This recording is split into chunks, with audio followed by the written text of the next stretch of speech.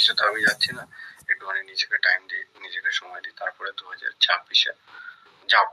আমার বাড়ি আমি যাবো না, কেন যাবো না? না, আমি তো যাবোই, কিন্তু নিজেকে একটুখানি টাইম দিই। তো 2025-এ পাহাড়ে যাওয়ার পরে আমি 2বার কলকাতায় এসেছিলাম। যার কাছে মন টানে আমি তার কাছে গেছিলাম। ডানকুনি ফ্ল্যাট নিয়েছিলাম। ডানকুনি ফ্ল্যাটটাও চেঞ্জ করতে হলো এর জন্য যাতে আমরা একসাথে থাকতে পারি। আলাদাই, মানে আলাদাই গল্প আছে। তো ওগুলো একদিন খুলে বলবো। কারণ কেচ্চা বিক্রি করি নাকি, কেচ্চা জানি না কাকে বলেছে, কারণ এখন তো বলার অনেকে আছে, আমি তো বুঝতেই পারছি না ওকে বলছে না আমায় বলছে। যদি কোনোদিনও কেচ্চা বিক্রি করি তাহলে বলবো, থাকলে ব্যারাকপুরেই কেন থাকতে হবে, অন্য কোথাও থাকা যাবে না, সেগুলো সেদিনকার বলবো। এখন আমি কিছুই বলিনি যে আমার গায়ে হাত দেওয়া হয়েছিল কেন ব্যারাকপুরে থাকাকালীন। দরকার হলে ভিডিও ফুটেজও আছে, সেটাও শেয়ার করবো। আমি বাড়িতে প্রবলেমে পড়েছিলাম বলে ওই দিনকার আমার বাড়ির ভিডিওটা শেয়ার করেছিলাম। যদি কোনোদিনও ব্যারাকপুরের প্রবলেমটা, হ্যাঁ যেরকম কেস কামারি হেড্ডা মেড্ডা করার কথা হয়েছিল আমার নামে, সেরকম কিছু হলে আমি এতক্ষণে পোস্ট করেও দিতাম। মানে ইভেন পাহাড়েও আমি গেছিলাম যে পাহাড়ে আমরা একটা টাইম একসাথে টাইম স্পেন্ড করবো, অনেকটা টাইম। পাহাড়ে আমি একা যাওয়ার জন্য যাইনি, আমি সবকিছু ঠিক করে আবার আসবো, সেরকমটাই প্ল্যান হয়েছিল। দুর্গাপুজো আমি তার জন্যই এসেছিলাম। দুর্গাপুজো ওরকম ইনসিডেন্ট হবে আমি ভাবতেও পারিনি। আমি তারপরেও যে সব ঠিক হবে, আমি আপাতত পাহাড়ে যাই, আমি মাথা ঠান্ডা করি। আমার মাথা প্রচুর গরম হয়ে যায়, কিন্তু আমি লাস্ট 1 বছরে নিজেকে যা চেঞ্জ করেছি। ব্যারাকপুরে আমার গায়ে হাত দেওয়া হয়েছে, হাত ধরা হয়েছে, আমি একটা টু শব্দ পর্যন্ত করিনি। পিছিয়ে চেয়েছিল যে হ্যাঁ আমার বড়ের গায়ে কেন হাত দেওয়া হয়েছে, কেন। কিন্তু আমি ঠিক একটাই কথা বলছি, বাদ দাও, চলো ঘরে চলো। তো ওখান থেকে ঘরে চলে গেছি। কিন্তু আমি এটা কোনোদিনও এক্সপেক্ট করিনি যে আমায় যে গায়ে হাত তুলবে, আমি পাহাড়ে চলে যাব, তার সাথে সে সেই ঘরে, যেই ঘরে আমায় হাত তোলা হয়েছিল সেই ঘরে বসে সে পার্টি করবে। তো এগুলো আনএক্সপেক্টেড ছিল। এগুলো রাগের অনেক কারণ আছে, যেগুলো পার্সোনাল সেগুলো পার্সোনালি থাক, সে মুখ খুলুক। আমার অনেক কিছু দেখানোর আছে, সেগুলো আমি তোমাদের সাথে শেয়ার করব। যে এই জিনিসগুলো সত্যি আমার সাথে খারাপ হয়েছে। আমি তার কথা বলছি না, কয়েকজন আমায় রক্ত নিয়ে কথা বলেছে তাদের কথা বলছি। যে রক্ত নিয়ে কথাটা আমি ওকে বলিনি, যে রক্ত নিয়ে কথা বলেছে তাকে বলছে। প্রমাণ আমার কাছেও আছে সবকিছু দেখানোর। যে আমি যখন পাহাড়ে থাকতাম আমি একা থাকতাম, ও যেই কথাগুলো বলেছেন আমি একা থাকি, একা খাই, জল কিনে খেতে হয়। ভাই জল সবার কিনে খেতে হয়, যেখানেই থাকি আমরা মোটামুটি জলটা কিনেই খাই। আর যদি পাহাড়ে একদিন নিয়ে যাই না, বুঝবি বাজার করতে কোথায় যেতে হয়, কত দূর হাঁটতে হয়, কি করতে হয়। যাই হোক, যে যেরকম ভাবে থাকার চিন্তা ভাবনা করবে তাকে সেই কষ্টটা ফেস করতেই হবে। তুমি একা একা থাকার চিন্তা ভাবনা তুমি একা নিয়েছিলে। পাহাড় দিয়ে আমি যখন এসেছিলাম দুর্গাপুজোয়, তুমি আমার সাথে থাকোনি, তার কারণেই আমি আবার 2-3 দিন পরে পাহাড়ে চলে গেছি। তো তুমি একা একা থাকার ডিসিশন নিয়েছো। 15 দিয়ে 20 দিন পর আমি আবার যখন এসেছিলাম, আমার কষ্ট হচ্ছিল তাই এসেছিলাম। ওখানে আমি একা, তোমার পাশে তোমার মা বাবা দিদি দাদা ভাই সবাই ছিল, আমার পাশে কেউ ছিল না। ইভেন এখনো আমি আমার বাড়িতে থাকতে পারি, কিন্তু আমার বাড়িতে সেই আগের জায়গাটা আমার নেই।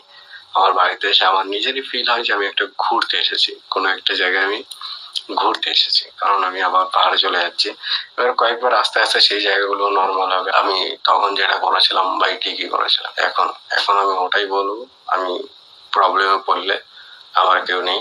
আমি অডিয়েন্সকে শেয়ার করেছিলাম, আর তাদের মধ্যে অনেকে আমায় হেল্প করেছিল। জামালপুর থানার আশেপাশ দিয়ে, জামালপুর থানা দিয়ে অনেকে যখন জানতে পারে যে হ্যাঁ আমি কিছু করিনি, আমি সেটার প্রমাণ সোশ্যাল মিডিয়াতেই দিয়েছিলাম। আমি কারোর গায়ে হাত তুলিনি। ইভেন ব্যারাকপুরে যদি কেউ বলে যে আমি কারোর গায়ে হাত তুলেছি, তার প্রমাণও আমার কাছে আছে। হ্যাঁ, ব্যারাকপুরে রং কারোর গায়ে হাত তুলেছে। আমায় আমায় আমায় বাজেভাবে টর্চার করা হতো, আমায় বাজেভাবে টর্চার করা হয়েছে। আর সেগুলো দিয়ে আমি আমি থাকতে পারতাম না ভাই। কেন কেন আমি এত কিছু সহ্য করবো? ব্যারাকপুরে আমি ভালো থাকতে গেছি, কেন আমার গায়ে হাত তোলা হবে? আমি তো সেই নিয়ে এতদিন কথাই বলিনি। বলতে হতো, তখন বলতে হতো, তাই না? সেই কারণেই আমার পাহাড়ে যাওয়া।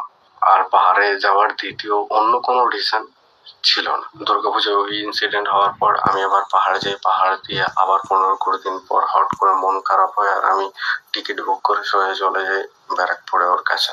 তো ওই দিনকার ইনসিডেন্টটা খুব খারাপ ছিল। ওই দিনকার কেউ দরজাই খোলেনি, দরজা খুলেছিল তারপরে ধাপাং করে আটকে দিল। আর আমি ওকে এটাই বোঝানোর চেষ্টা করেছিলাম, আমি কারোর সাথে কথা বলি না, তুই ছাড়া কেউ নেই, 2 মিনিট অন্তত কথা বল, তারপরে আমি চলে যাই।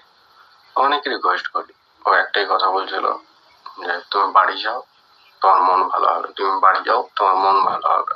আধা এক ঘন্টা হওয়ার পর নিচ দিয়ে একটা মহিলা আসে, উনি আমায় নিচে ডাকে যে রন তুমি নিচে আসো, তোমার সাথে কথা আছে। তো আমার তখনই মনে হলো যে আবার আশেপাশ দিয়ে লোক ডাকবে, আবার জোর ঝামেলা হবে, তার দিয়ে আমি বেরিয়ে যাই, ওটাই বেটার হবে।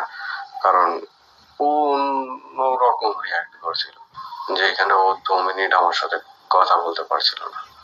তো তখন ওকে আমি বলেছিলাম বাড়ি যাব এই বছরটা না, আমি তো তোকে আগেও বলেছিলাম 2026-এ যাবো। তো তখনও রিকোয়েস্ট করেছিল যে 2026 কেন, তুমি এখনই যাও, তোমার ওইখানে গেলে মন ভালো হবে, তোমার মায়ের জন্য কষ্ট হয়, যাও। তো 2026-এ বাড়িতে আসলাম, থ্যাঙ্কস টু ইউ। আমি ওই দিন সিরিয়াসলি অনেক খারাপ লাগা নিয়ে পাহাড়ে গেছি। কারণ এর আগেও যখন আমার বাড়ি দিয়ে বের করে দেয় না, তখন খারাপ লেগেছিল একটাই কারণে, যে শালা এত টাকা ইনকাম করলাম কিন্তু একটা মাথা গোজার জায়গা নেই। তো সেদিনকার বাড়ি দিয়ে বেরিয়েছিলাম অনেক কষ্ট নিয়ে, কিন্তু যেদিনকার তুই বার করে দিয়েছিলি না, আরো বেশি কষ্ট পেয়েছিলাম। যে বাড়ি দিয়ে বার করে দিয়েছে সেটা তুই জানিস, আর তার কতটা কষ্ট পেয়েছি তুই জানিস। সেকেন্ড টাইম ওরকম দরজা বন্ধ করলি না, ওইখান দিয়ে ফিরে আসতে খুব খারাপ লাগছিল। যাই হোক, হয়তো কেউ বুঝিয়েছে, হয়তো তোরই মনে হয়েছিল দরজা খোলা উচিত না। এই লাস্ট দুর্গাপুজোর দিয়ে এখনো পর্যন্ত যত কিছু করেছিস, তোর একটা ডিসিশন ছিল না। পরের দিন যে বাবা আসলো তুই চলে গেলি, এটাও তোর স্বইচ্ছা ছিল না।